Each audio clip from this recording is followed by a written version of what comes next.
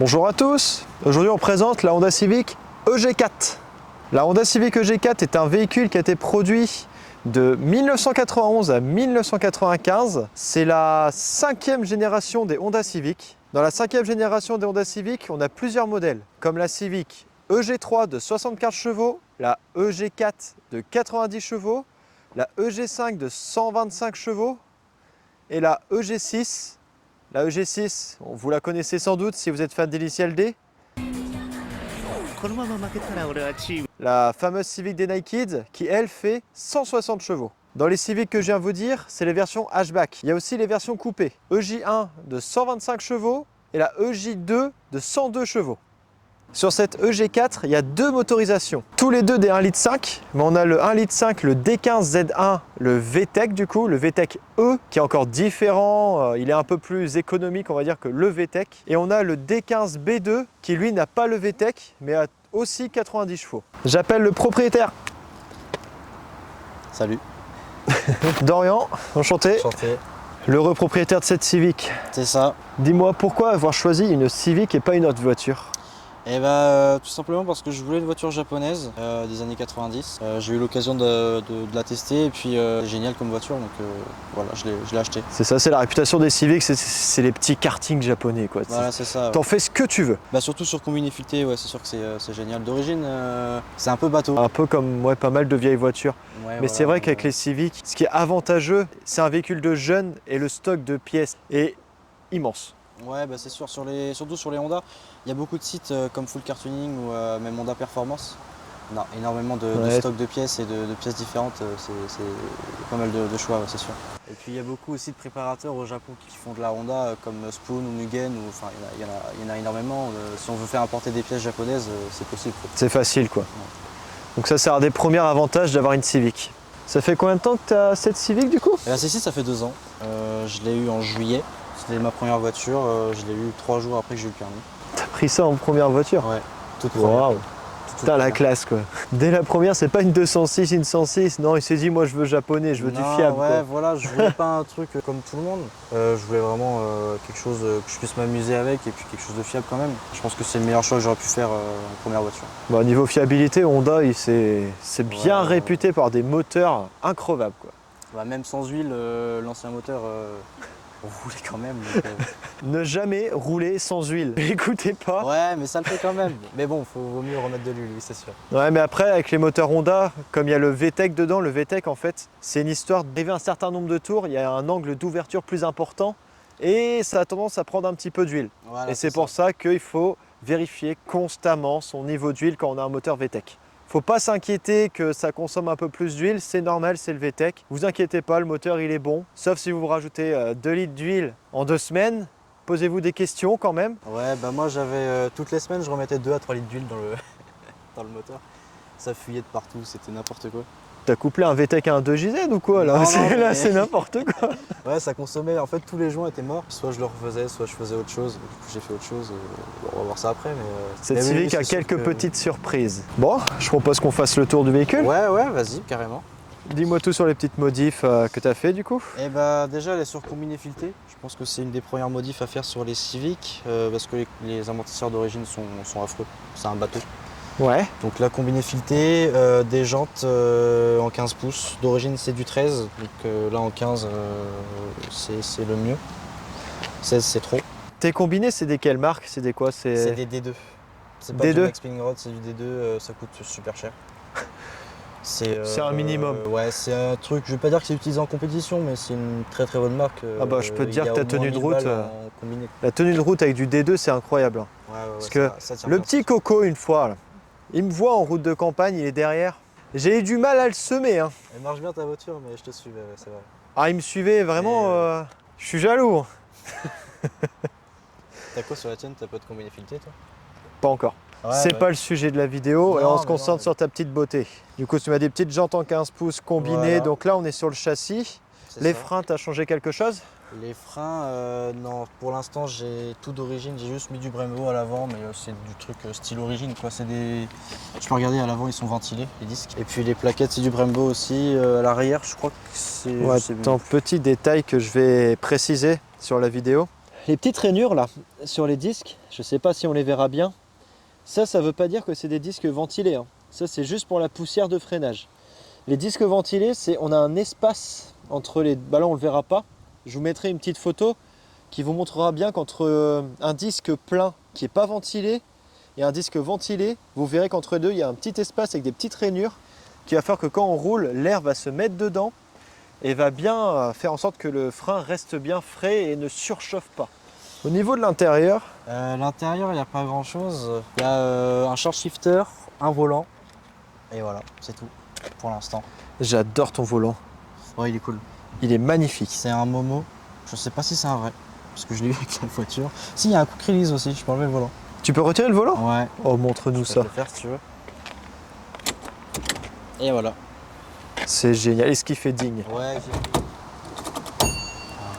Magnifique. tu vois, Pépite. sympa. J'ai vu que tu avais un short shifter aussi. Yes. Short shifter d'AliExpress sûrement, hein, ça fait le taf, j'ai pas de souci avec. Pour expliquer aux gens, qu'est-ce qu'un short shifter?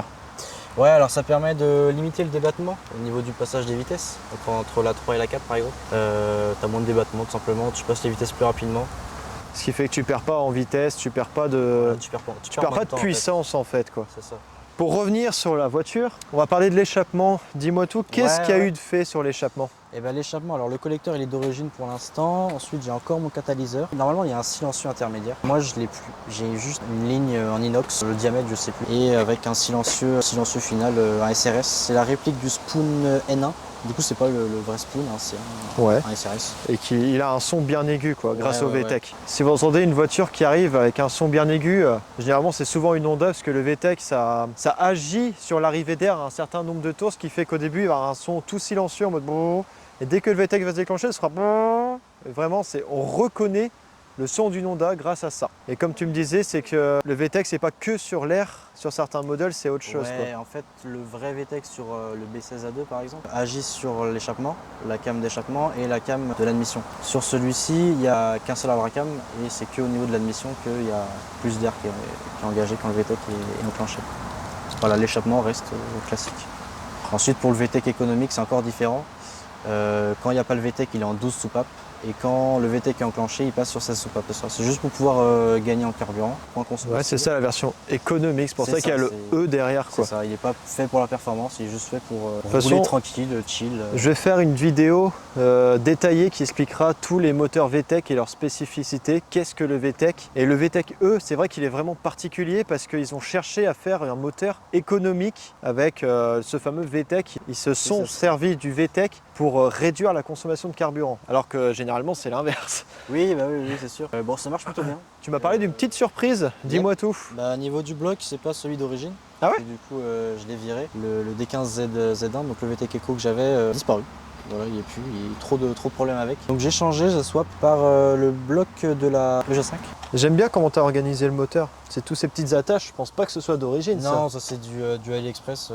Bah, ça permet que ça évite de se balader, ouais, ça fait voilà. beaucoup bon, je t'avoue que c'est pas plus propre. Quoi. C'est pas le truc le plus utile que j'ai mis dans la voiture. D16Z6 qui est pas mal apprécié chez Honda. C'est un bloc qui est assez facile à bricoler, on va dire. On voit, regarde.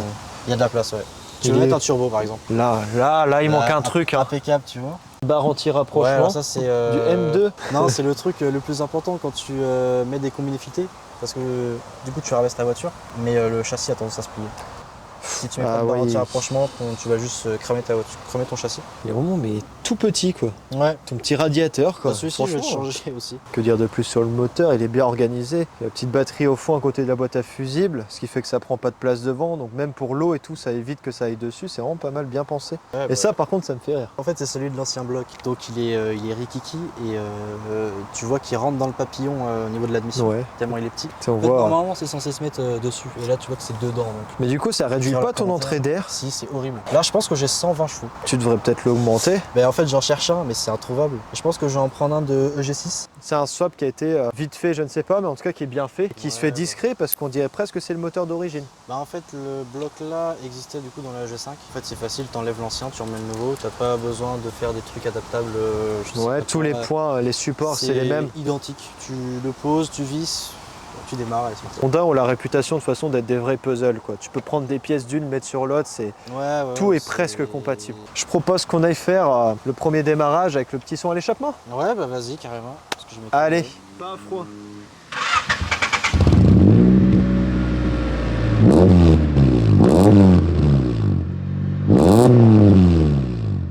Ça claque, c'est fou. J'adore le son.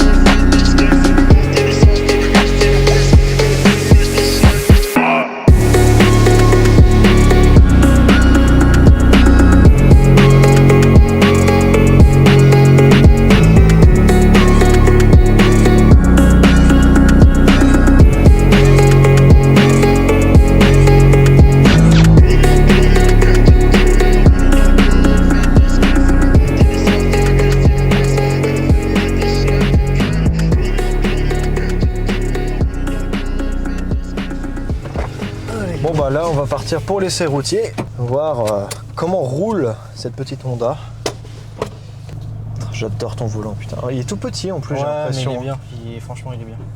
Je crois qu'il fait 260 mm, non je veux dire une connerie, je sais plus. Mais ouais il est cool. On va prendre la troisième par là, il y a une petite ligne droite sympa. Ça frotte. Ah ouais.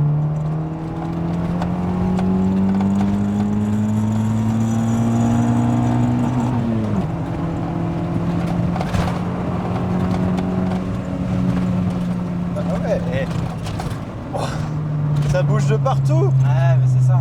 Mais par contre, ça marche bien. Franchement, ton petit swap, pas mal. Tu m'étonnes que tu arrives à me suivre. Bah, sur combiné, c'est sûr que ça aide. Puis là, j'ai de la puissance. Avant, j'avais rien. Donc en fait, il fallait que je la lance. Et une fois lancée, c'était amusant. Là, j'ai un peu plus de relance et. Bah, de reprise. Ouais, voilà, c'est ça. Quand je sors de virage, Et encore, ta boîte, elle est longue. Ouais. Là, je vais la changer pour mettre une boîte un peu plus courte. Parce que je suis en train de voir. Je pense que je vais faire un mélange de boîtes. Le son est très rock, mais quand tu accélères, arrivé à un certain stade, ça va.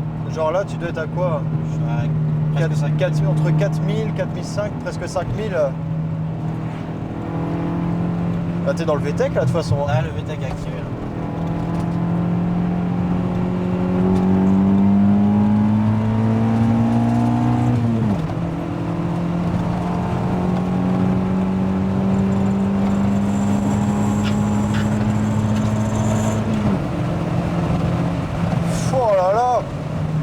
Impressionnant.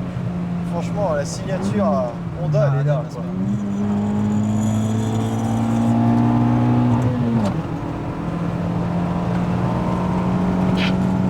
Ce rond-point. Ah, ça va, tu gères un peu le talon pointe? Non, je l'entends là. Le freinage est bon. Ah, ça, on peut le dire. On l'a pas vu le rond-point. C'est un karting. Ouais, c'est cool.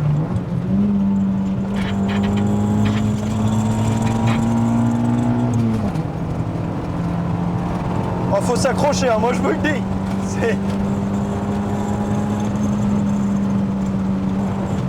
Attention, ouais. Voilà. La chasse de cul, c'est trop chiant. Ah, j'ai senti, ouais, à l'arrière ça fait un peu ça, mais tu la connais, hein. Oh la vache. Des Civics, à l'arrière ça chasse. C'est comme les françaises. Sur les 205, 106, tout ça, le châssis à l'arrière. Incroyable. Une tenue de route, une accélération, une sonorité incroyable. Même le freinage est bon. Tu m'étonnes que tous les jeunes ils choisissent ça. Ouais, non, c'est cool. Pour s'amuser, c'est sympa. Ça va, le film toujours. Pour la fin, ce sera avec la vidéo GoPro parce que ma caméra à l'arrière s'est éteinte. Conseillerais-tu ce véhicule à quelqu'un qui veut l'acheter? Ouais, parce que là... bah oui, carrément. De toute façon, les Civics, je les conseille tout le temps. Allez, juste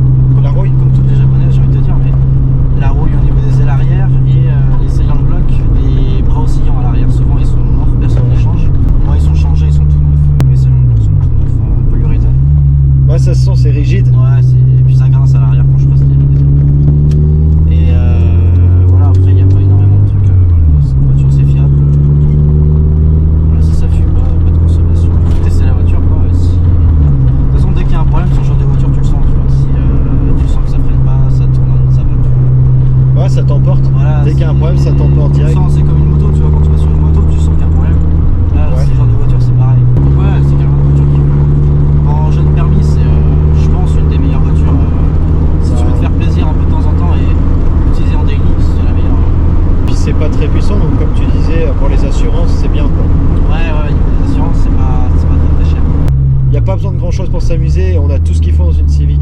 En parlant de tout ce qu'il faut, niveau point négatif, qu'est-ce que tu leur reprocherais à ce modèle-là? Tu l'as senti, hein, le train arrière qui tendance à chasser le cul. Glisser. Non, il n'y a pas tellement de points négatifs en vrai. D'origine, c'est un peu un bateau. Quoi. Tu sens dans les virages, ça. En fait, tu le ressens vraiment quand tu bombardes avec la voiture. Sur le sec, ça va encore. Sur le mouillé, notamment dans les ronds-points, elle a tendance à partir toute seule de l'arrière. Mais sinon, en point négatif, il n'y a pas grand-chose. Et en point négatif aussi, comme il l'a dit tout à l'heure, la rouille. Bien vérifiée, quoi. Elle se cache bien et dès qu'elle prend, ça va super vite sur les japonaises. J'ai testé la première fois, c'est cette impression que j'ai eue, c'est je vais où je veux, je la mets, voilà, j'en fais ce que je veux et je ressens vraiment. C'est fusionnel. Tu fusionnes avec ta voiture et c'est ce que j'avais. Oh regarde, c'est une petite Corolla ça. Tout de suite. Oh, Oh la vache. Toyota Corolla. Ouais, putain c'est. Oh la vache. Oh, faut que je vous montre ça. Corolla. On est à côté d'une petite Corolla, c'est une voiture assez rare quand même. Hein. Petite Corolla, même dans ces véhicules-là, si vous connaissez Initial D, il y a même le moteur, je crois, de la Trueno qui peut être là-dedans, si je dis pas de bêtises. Oui, c'est possible. Ah, j'aime bien. Ah, là, elle est d'origine. C'est mignon, j'aime bien. Il y a même l'intérieur. Ah non, boîte automatique. Non, c'est pas grave, ça change. Ah, j'aime bien. Même en boîte auto, comme ça, c'est cool. Hein. Regarde l'autoradio, comment il ressort. Pas d'origine, ça. Ça se voit, on est vraiment des passionnés. Un véhicule beau, peu importe d'origine ou autre, on s'arrête quoi. Ah, j'aime bien. Il a bien mis, il faut mettre les gants pour la toucher. Hein. Elle est rouillée. Un petit peu, mais c'est japonais. Ah bah voilà, ce qu'on vous disait, les japonais, bien vérifiés quoi. J'aime bien le volant. L'intérieur tissu, elle a l'air d'être clean. Ouais. Jante d'origine, toute d'origine, elle est incroyable. Incroyablement jolie, pas sportif, mais très belle. Je pense que ça en daily, ça doit être super. Reprenons. En tout cas, merci à toi de nous avoir ramené cette Civic pour la présenter. C'était très intéressant, pas mal de petits trucs que tu as fait et que je pense que c'est pas fini encore. Non, il y a plein de trucs qui vont. C'est comme toujours. Là, en fait, c'est marrant parce que quand les gens passent sur ma chaîne, c'est le projet est cool, mais il est jamais fini. Donc, il y a moyen qu'à chaque fois, il y ait un deuxième passage. De toute façon, je pense qu'on sera amené à se revoir sur des petites balades ou potentiellement sur piste. Rien n'est sûr. C'est en bonne voie, mais rien n'est sûr. J'en dis pas plus à ce sujet. En tout cas, merci à toi. À la prochaine. À la prochaine sur un prochain tournage, peut-être avec, parce qu'il connaît pas mal de monde qui ont des Civics un peu particulières, avec une petite histoire. Potentiellement, vous le reverrez et c'était super cool. Si vous voulez suivre son évolution, je vais mettre son Instagram et son TikTok juste en haut et dans la description. Sur ce, si vous aussi vous voulez passer sur la chaîne, n'hésitez pas à m'envoyer un petit message sur l'Instagram, RoisonneCar, je vais le mettre dans la description. Et pareil, il devrait s'apparaître quelque part par là. N'hésitez pas à vous abonner et à liker cette vidéo si elle vous a plu. Je vous dis au prochain tournage et à la prochaine. Ciao!